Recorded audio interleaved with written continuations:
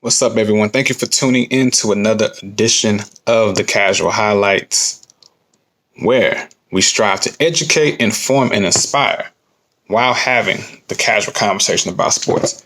In today's casual conversation moment, Ed Orgeron is fired from LSU because he got hosed. No, I'm just playing. No. Anyway, as I digress, what struck me about this with Ed Orgeron, Coach O, he had that. I'm gonna miss his voice, his style of talking.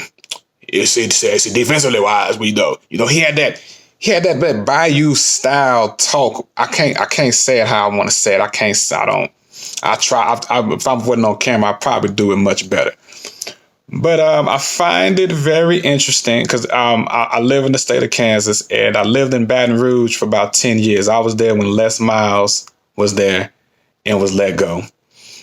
And then I was there briefly for the Ed Orgeron.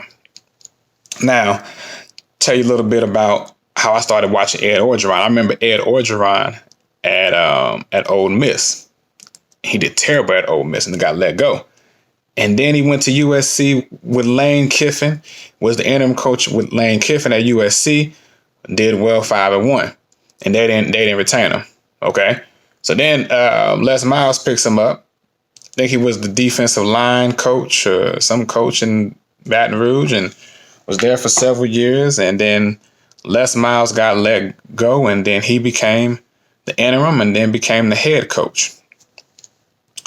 And so, after they won the championship in 2019, and I'm like, okay, anytime you win a national championship, you got a little time, you lose your offensive coordinator to the NFL, Joe Brady, you lose your defense coordinator, Dave Aranda. He coaches at Baylor now. I fucked his name up just a moment ago, and that's Fruck.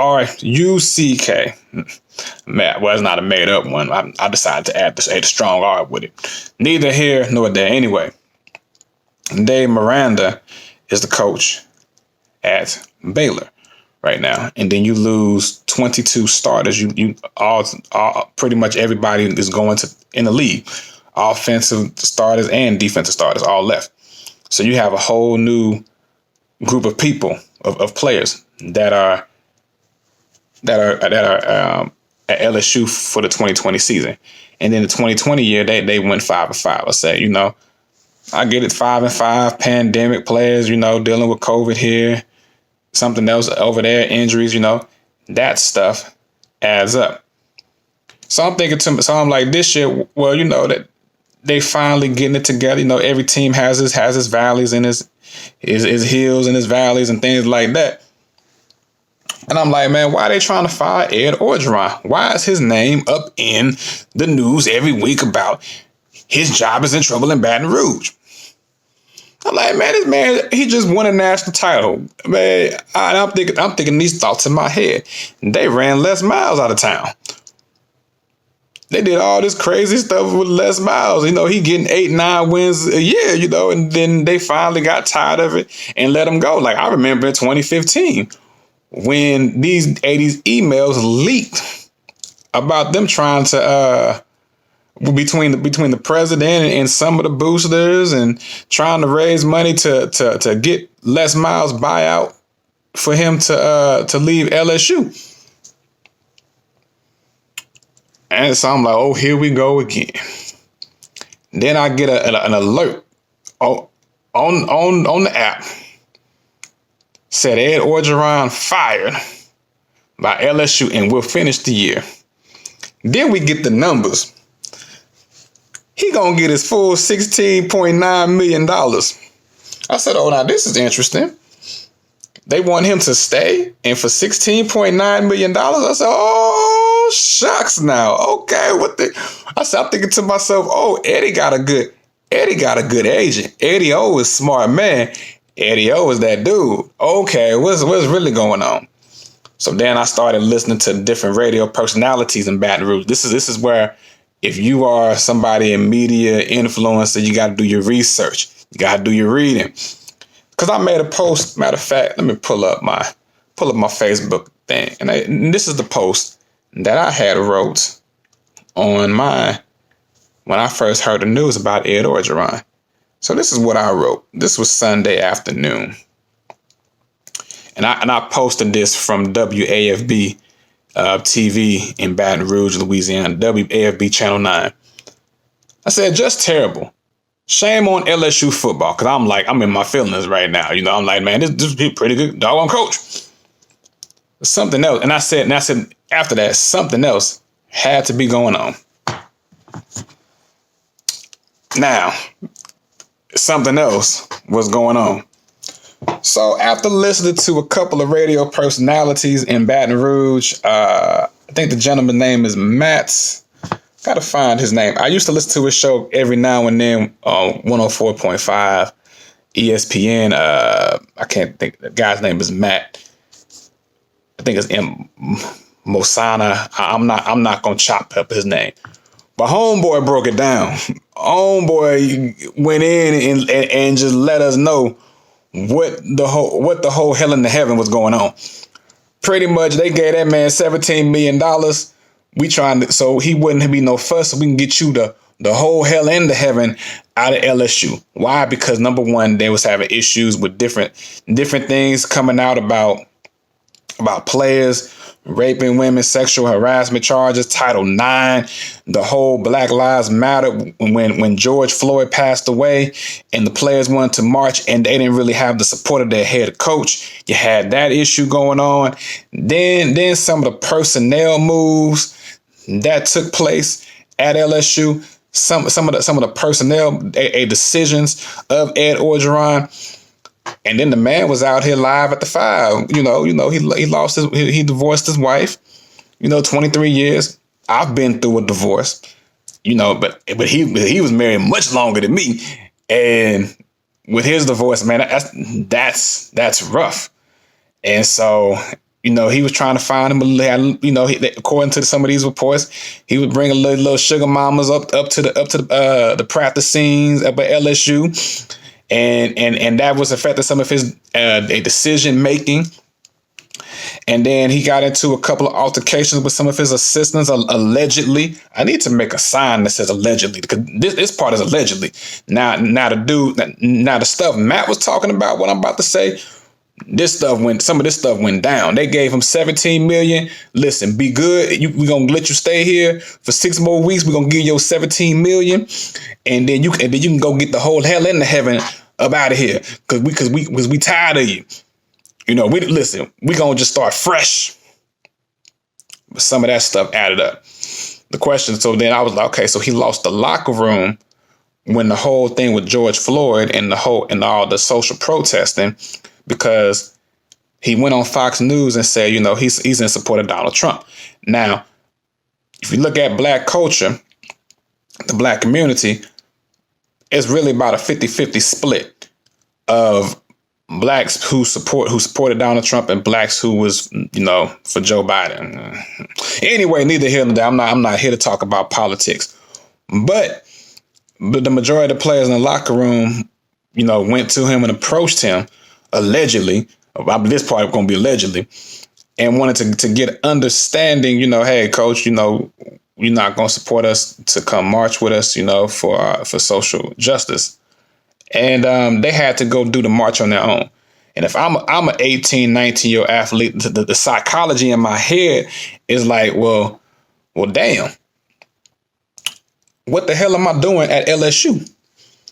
All this stuff, all this social protest, we started back in 2016 with Colin Kaepernick taking the knee.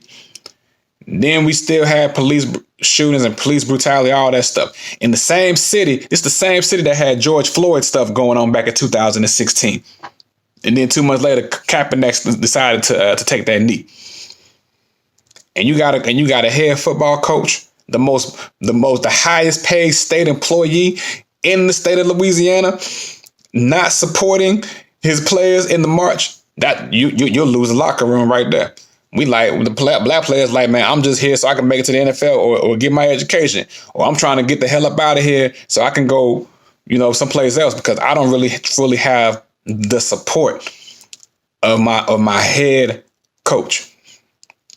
Which leads me to a thought once again. Do we really, these coaches who are recruiting these athletes, football, basketball, gymnastics, track and field, do you really understand the psychology of the African American athlete, the Negro athlete, the black athlete, whichever three you want to say?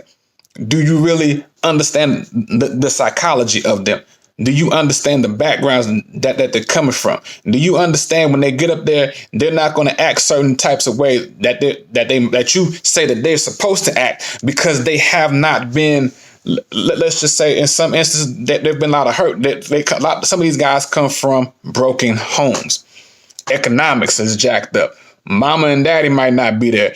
Daddy might be in jail. Daddy might be dead. Mama might be on crack.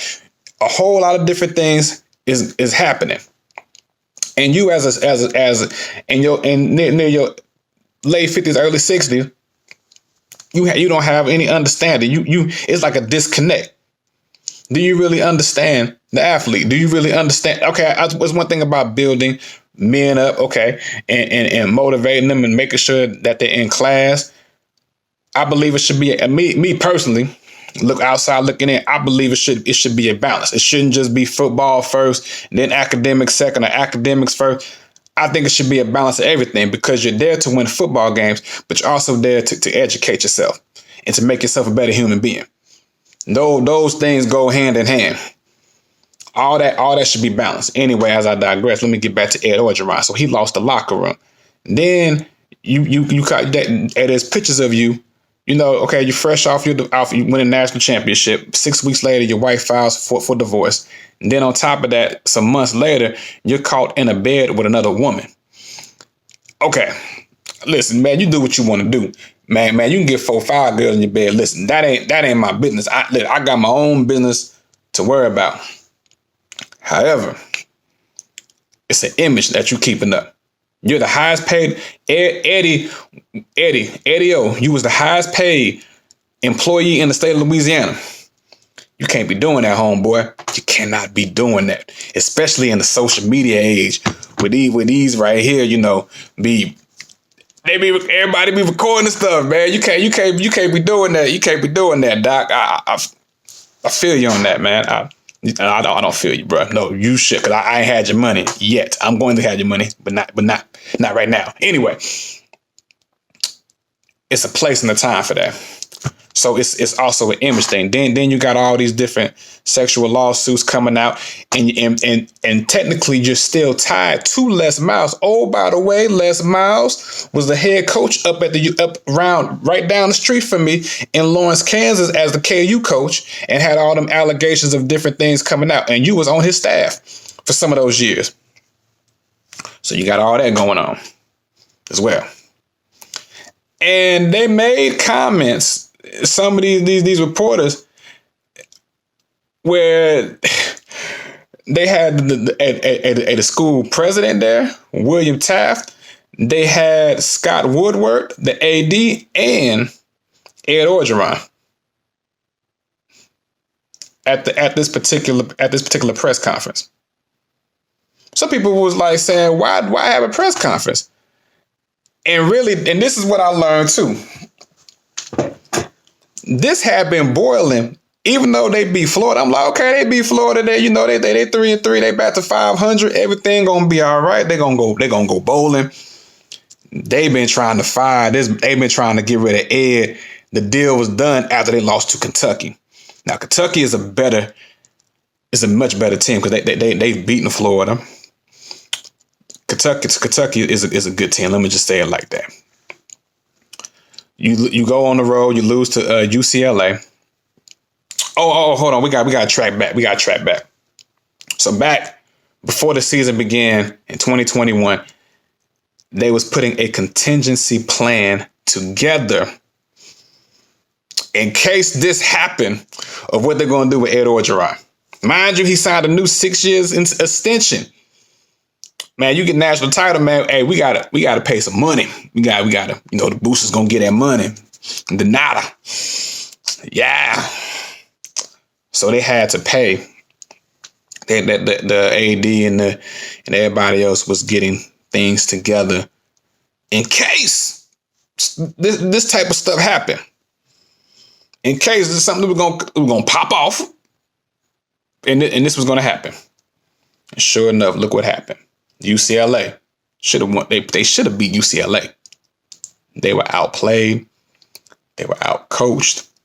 You had the players on Twitter, former players. Tyrann Mathieu, one of them, because he's a Chiefs. You know, I watched Tyrann Mathieu, Chiefs Kingdom. He going off. So, if the Honey Badger go off, ain't looking good. Okay, they beat Mississippi State. All right, yeah. And then you get the little cupcake games in between here. You know, you're going to get them. You'll get them wins. Then you up on Auburn and you lose that game. I said, uh-oh, this ain't looking good. Then you lose to Kentucky. I'm like, uh-oh, this ain't good. They had a contingency. They was finalizing the plan to let Ed go after that Kentucky game. They were going to make the announcement after Kentucky. The issue was with the money. How they going to move the money around here, you know, I think Scott wanted to go one way. The president wanted to go another way. So what they're trying to do is, listen, there's so much stuff. We just going to give you all your money. Because see, Eddie O, from the sources I was listening to, is one of them be like, going to call up his attorneys and going to pop off on them, you know? So they was like, listen, we're going to give you 16.9. You finish out your year. You get the whole hell and the heaven on, and we ain't got to deal with you no more. Bam. So that's why, and they kept it hush hush. The locker room, he already lost the locker room, and they kept it hush hush. And then it just came out Sunday. What went down? Because I'm like, 17 million? They breaking bread like that in Baton Rouge, bro. Whoa, the people, boy. They got swamp money, man. They got the swamp money in Baton Rouge, boy. That's, man. Tell you what. But it sounds like it was they wanted to start out. They said, listen, we're gonna have to start all over. And it's sometimes in life you have to start all over. The lesson today is sounds like there was some integral issues and some integrity things that took place. The season of just using somebody and using the athlete just for his skills and his talents and not getting to know the athlete as a person, that season is over with. Now you got some coaches who care and they care about the well-being of the players and the development of the mind and the mental mindset of what the players are going through and where they've come from. You got those that are that care. But half of these MFers, man, they don't give a fuck about these people, man. They don't give that. Listen, I live down there. I watched. I pick up. I feel stuff. I see things. I feel it. They full of ish. Some of these boosters full of ish. If they weren't on the basketball, the football team, or athlete, they wouldn't give a flying fuck about them. I said what I said. I said what I said. And I mean what I say. And I say what I mean. I've seen it. I love sports, but we sick of the ish. We sick of the ish. That's why, sports is supposed to bring people together. Okay, we love bringing people together. We love celebrating winners, and we feel bad sometimes for the loser. But doggone it, we need to understand, man, there's a certain sector that is sick and tired of being sick and tired of. And that's why we rise, the brown folk rising up. The Negro is rising up. The African American community rising up. Black folk rising up. Minority groups is rising up. Because they want, listen, we want you to come understand. Listen, treat us like a human being. Don't just treat us like an animal. And that's what some of these players are feeling like. Nothing wrong with if you want to go to an HBCU or a PWI. It don't matter, but I'm still a human being. And I believe with the hiring of this president, who's, by the way, he is black. First black president I think in the whole LSU at a predominantly white school in the state of Louisiana, which in my opinion, I think is dope. I think that's awesome. And I hope he succeeds and does very well. That's what I'm going to say. If he was qualified and he's going to do a great job, I hope he does. I hope William Taft does an excellent job and takes LSU to a different level. That's my hope and prayer for LSU. But anyway, back to Eddie. This is about Eddie O. If Eddie O, man, if some of this stuff is true, from what I'm hearing, some of this is why this is like, hey, you got to go. They're looking for a fresh start because he was still part of, because really Eddie was still part of that less miles nonsense. And if you're trying to start fresh, we need somebody with a clean slate. We need somebody that ain't got that ish up there in the Bayou Bingo land. Them days are over with. And be able to have empathy. The word is empathy. Understanding and caring. Not just for some things, but for all things humanity. When somebody being violated, when a woman is being violated, when somebody's dealing with police brutality, voting rights, empathy for the human being. That's the lesson I want y'all to get today. Check yourselves and find out if you have empathy for yourself. And that's why we have casual highlights, because we educate, inform, and inspire while having casual conversation about sports. My name is Al. Thank you for tuning in. Lord have mercy. We done went in for about 22 minutes. Listen, give me your comments and thoughts about Ed Orgeron. Homeboy got 17 million. Do you think that he will get another job? He's 60 years old. Do you think he'll get another job, or do you think his career is over? Tell me what you think in the comments below. If you like the content here with casual highlights, go ahead and hit that subscribe button. Like the video. Tell everybody about it. Don't matter if you're black, white, Asian, Indian, whatever. My goal is with this channel, we want to have casual conversation about sports and inspire, educate, and inform at the same time. Till next time, y'all know what it is. Go to my website too as well, alhigh.com. Check out actually it's a flow page right now. I'm building up the website for other great things to be on there. But check out my podcast, Disrespect Your Senses. Y'all know what it is. Till next time. You know what it is. God bless. Gone.